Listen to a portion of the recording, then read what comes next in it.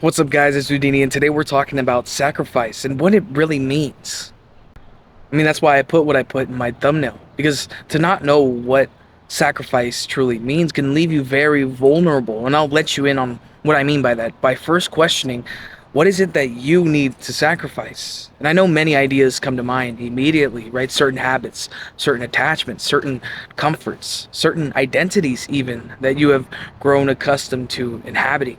And yet, what's fundamental is knowing what must be sacrificed and actually sacrificing are not the same things. They're distinct. And the distance between recognition and action is where most people remain suspended. Because action introduces discomfort, action introduces loss, action introduces uncertainty. And the mind resists uncertainty more than almost anything else. The things that you believe should be detached from your life often remain attached because you allow them to remain. It's not always consciously, but functionally. They remain because they provide pleasure. They remain because they provide stability. They remain because they serve as means to goals you have not yet relinquished. They ultimately remain because they preserve an identity you have not yet surrendered. You may intellectually recognize that something is misaligned with truth, but recognition alone does not sever attachment. Attachment persists through reinforcement.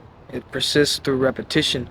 It persists through justification and through the quiet agreement that you maintain with what you know should no longer have any authority over you. There's a process embedded with sacrifice that reveals something deeper about reality itself. Sacrifice is not merely the removal of something, it is the reordering of value altogether. It is the decision that something higher is more real, more significant, and more worthy of alignment than something lower, let's say. This is not simply emotional, it is epistemological. It is concerned with how you know what is true and how that truth reorganizes your action. Because truth, if it is truly recognized as truth, demands a reorientation. If you claim to know something is true, but you do not act in accordance with it, then your knowledge remains incomplete. It remains theoretical. It has not yet become fully embodied, and sacrifice is the embodiment of truth through action. It is the moment when knowledge ceases to become abstract and starts to become operational. And this is why sacrifice is so important and vital, because sacrifice exposes the gap between what you claim to know and what you actually serve. Many people claim to value truth, but their life remains structured around comfort. Many people claim to value God, but their actions remain structured around self preservation. And this is not always hypocrisy in the conscious sense, it is fragmentation. It is the coexistence of competing authorities within the self, within the psyche. One part of you recognizes truth, and another part of you remains loyal to what is familiar. Christ reveals the resolution of this fragmentation. When you examine his life, sacrifice is not just a one time thing, it's not merely an event, it is a pattern. It is a structure that defines his entire existence. The crucifixion is the culmination of sacrifice, but it is not the beginning, right? The sacrifice begins when the descent into human limitation begins. It begins in the womb. It begins in the acceptance of finitude, the infinite entering the finite, the eternal entering time. This is sacrifice at the ontological level. He lived in sacrifice not as symbolic gesture, but as a mode of being. He lived as a servant. He lived as a person without the privileges he was entitled to. He lived as a carpenter, engaging in ordinary labor. And he lived as a teacher, giving truth freely. He lived as a healer, restoring others without preserving himself. Every stage of his life reveals the same pattern, the voluntary subordination of self-preservation within the context of truth. And this reveals something essential which is that sacrifice is not merely about losing something. It is about aligning yourself with what is ultimately real, what is ultimately true. It is about refusing to organize your life around illusions of permanence, because many of things you cling on to are not permanent. They are temporary structures, temporary forms of stability, and they exist within time, but they cannot survive beyond it. And epistemologically, this raises a critical question, which is, how do you know what is worthy of sacrifice? Right? How do you distinguish between what must be relinquished and what must be preserved? And this question cannot be answered purely through external instruction. It requires internal recognition. It requires conscience, right? And conscience is not purely emotional. It is the faculty through which you perceive moral truth. It is the interface between the finite awareness and the transcendental order. When you recognize that something must be sacrificed, the recognition is not arbitrary, right? It emerges from your encounter with truth. It emerges from that tension between what is and what ought to be. And you perceive misalignment, you perceive distortion, you perceive that something within your life does not correspond to the highest truth that you understand and that you conceptualize. Recognition alone does not produce transformation, because knowledge can remain inert. Knowledge and understanding can remain trapped within the intellect without descending into action.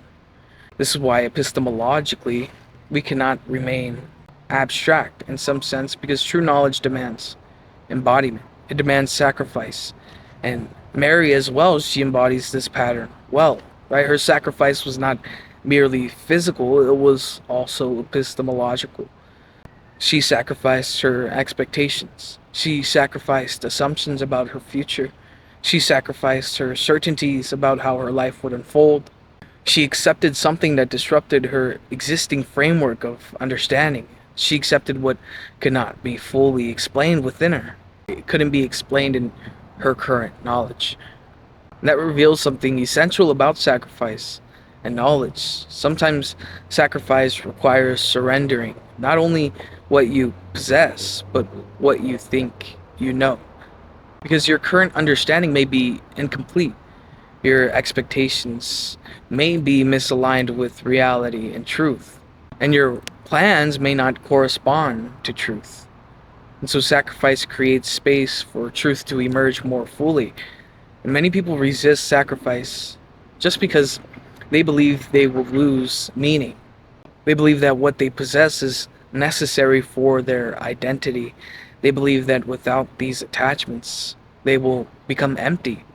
But this belief itself is an epistemological error. It assumes that meaning originates from possession rather than alignment. It assumes that meaning originates from control rather than from truth.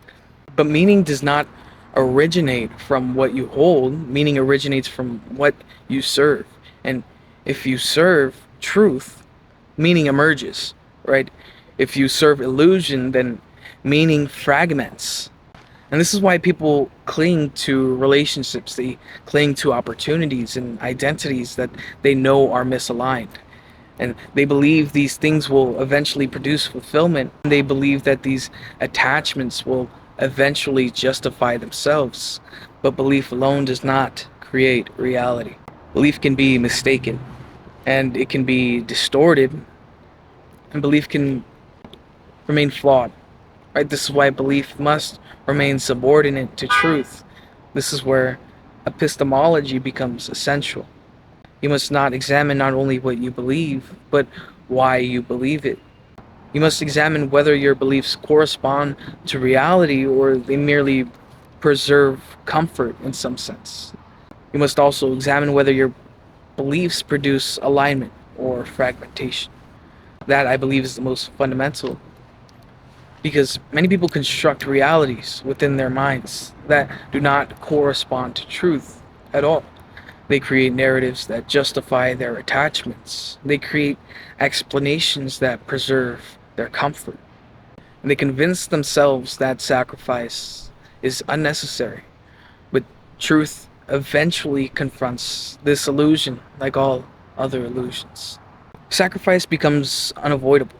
And it becomes unavoidable because what is false cannot remain indefinitely. What is misaligned from truth cannot remain indefinitely. What is temporary cannot remain indefinitely. And sacrifice accelerates alignment with truth. It is the voluntary release of what would eventually be lost anyway. And Christ demonstrates this fully. He did not wait for sacrifice to be imposed upon him. He entered into it willingly. He aligned himself completely with truth, regardless of the cost. And this reveals the deeper epistemological structure of what sacrifice is, and that is the voluntary surrender of the self to truth. It is the act of placing reality above preference and obedience above comfort. This is why Christ stands at the ultimatum within the context of demonstration of sacrifice. He did not merely endure suffering, he accepted it at the cost of perfect alignment with truth. That's it for today, guys. I hope you pick something up. I'll see y'all next time.